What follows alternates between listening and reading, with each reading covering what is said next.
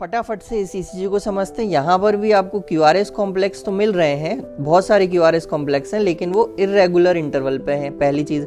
दूसरा, जब आप यहाँ पे देखोगे तो इसका जो पैटर्न है वो सॉ टूथ अपीयरेंस है, ऐसा जैसे आरी की धार हो, इस तरीके से इस डायग्राम में देखो।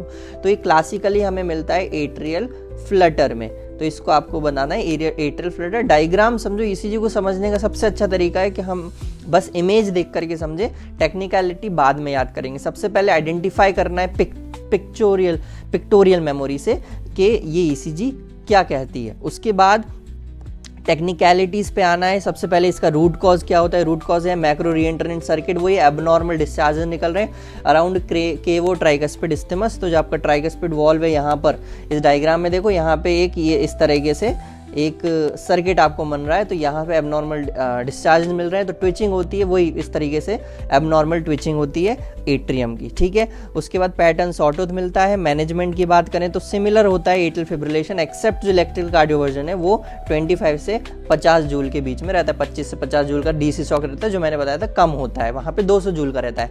फटाफट से डिफरेंस समझ लेते हैं। तो डिफरेंसेस में आपको देखना है एट्रियल फिब्रिलेशन में और एट्रियल फ्लटर में डिफरेंस क्या क्या होते हैं। तो एट्रियल फिब्रिलेशन इर्रेगुलर होता है, फ्लटर रेगुलर भी हो सकता है और इर्रेगुलर भी हो सकता है, दोनों चीज़। जैसे डायग्राम में हमने इर्रेगुलर बनाया था, क्यूआरएस कॉम्प्लेक्स की डिस्टेंस अनइक्वल होगी, यहाँ पे बिल्कुल एक बराबर इंटरवल पे क्यूआरएस कॉम्प्लेक्स होंगे। इलेक्ट्रिक केओटिक होते हैं, ऑर्गेनाइज्ड लूप होता है। ईसीजी में नो पी वेव्स नहीं मिलेंगे, यहाँ पे सॉटूथ अपीयरेंस मिलेगा। नॉर्मल ट्रीटमेंट एट्रियल फिब्रिलेशन का थोड़ा सा हार्ड रहता है, फ्लटर का आसान होता है, बस इतना ध्यान रखना।